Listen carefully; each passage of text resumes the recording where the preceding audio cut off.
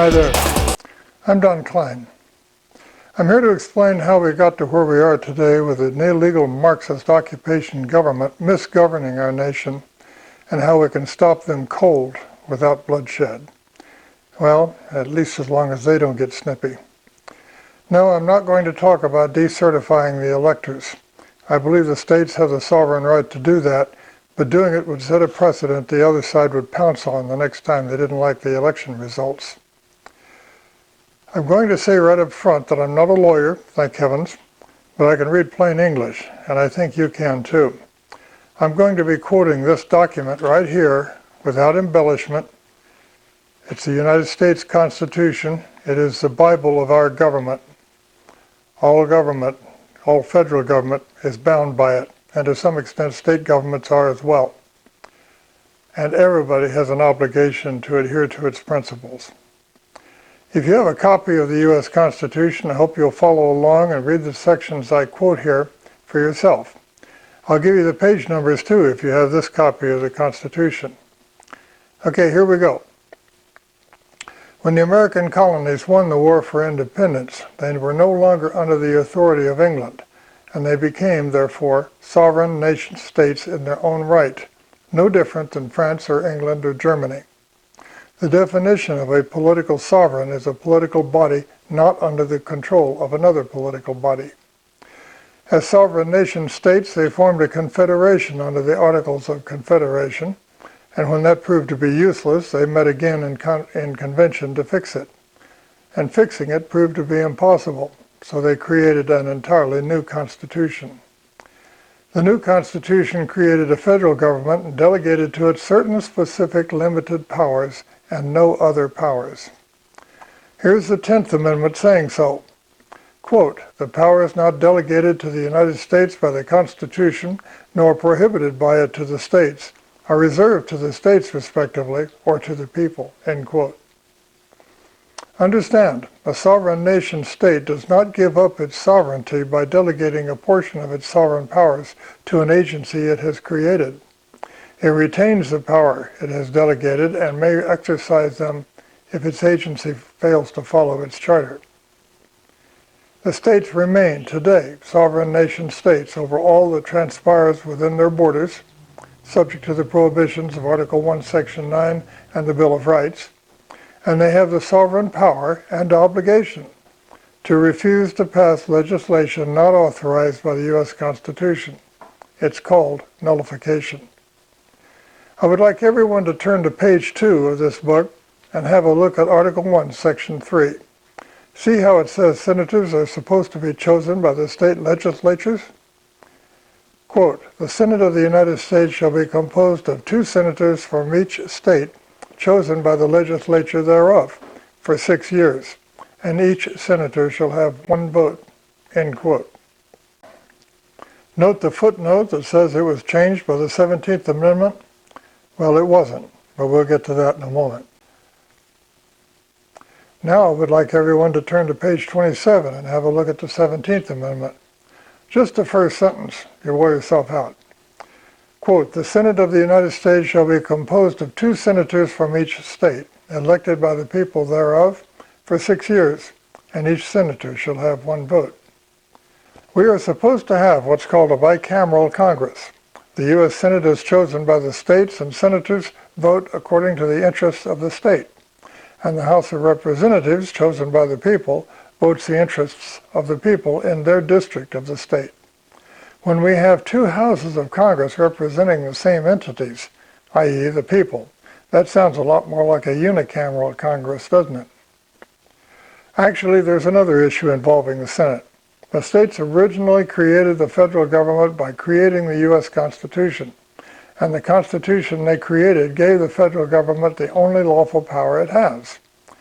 The founders created the U.S. Senate to represent the states, so the states, who created the federal government in the first place, could retain control over their creation, when necessary, by refusing to pass legislation requiring undelegated power. I guess you could say the states brought the federal government into the world and the states could take it out, with apologies to Bill Cosby. Our last election created a Congress almost completely controlled by Democrats, didn't it? Well, it was twice as bad in 1911 and 1912. Democrats had a complete lock on both houses of Congress, and they decided to stop putting up with the states bringing up the Constitution every time the communists, Democrats, got a real good gig going. People are so much easier to manipulate or ignore than states, so they proposed to dump the states and let the people control the Senate like they do the House. The proposed amendment went out to the states to be ratified, or not. Then, openly communist President Woodrow Wilson was elected in the 1912 election and took office in 1913. Openly communist President Woody Wilson appointed openly communist William Jennings Bryan as Secretary of State. That unworthy almost immediately declared the 17th Amendment ratified, with 36 states ratifying, and subsequently 5 more states ratified it after the fact. There were 48 states in the United States at that time. That's only 41 states having ratified it. So at least 7 states refused to ratify or refused to notice the proposed amendment. Now I would like you to turn to page 15 of your Constitution and look at Article 5. Article 5 sets forth how amendments shall be ratified and become, for all intents and purposes, as part of the Constitution of the United States. But it has a prohibition. Please read the last clause of Article 5. Quote, "No state, without its consent, shall be deprived of its equal suffrage in the Senate." End quote. I read that as declaring that no amendment can be ratified and become part of the U.S. Constitution if it deprives even one state, without its consent, of its suffrage, vote, in the U.S. Senate. I am personally convinced that only a devout Marxist masquerading as a Democrat could read it any differently.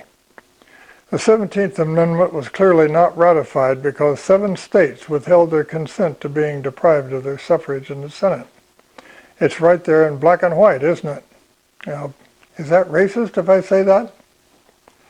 Various efforts have been made over the years to correct this outlawry, but without success. I would like to point out that while every effort to recognize the 17th Amendment as null and void has failed, not one of those efforts has been based on the fact the 17th Amendment is prohibited by Article 5 if any state was deprived of its suffrage in the Senate without its consent. But it clearly was never ratified and is null and void without lawful substance under the plain English of Article 5. The unlawful and false declaration the 17th Amendment was ratified when it was clearly prohibited was followed in short order by a resolution by Communist Internationale in Europe, also known as Comintern, to mount a covert communist insurgency in the United States to destroy our principles of liberty under the rule of law and restore the bogus, illegal philosophy that kings govern by the divine right of kings to govern. The Marxist thugs would be king. We have endured that covert communist insurgency ever since for over 90 years, and it has infested every government institution of our country, especially public education, leading to almost every university in the country being infested with Marxist professors teaching hate for everything America stands for, especially liberty. The insurgency is now out in the open, having stolen our election and installed a Chinese Communist Party-controlled puppet and its political machine in the Oval Office. Here's how we stop the conversion of the only free country in the world into a Marxist satrapy run by a bunch of criminal thugs, and do it peacefully, at least if they don't start something. The states of the United States are still sovereign nation states of their own right. They are not obligated to obey a federal government without a shred of lawful power delegated to it by the Constitution of the United States. Every state has the individual sovereign power to choose its U.S. senators by its state legislature as required by the U.S. Constitution at Article 1, Section 3.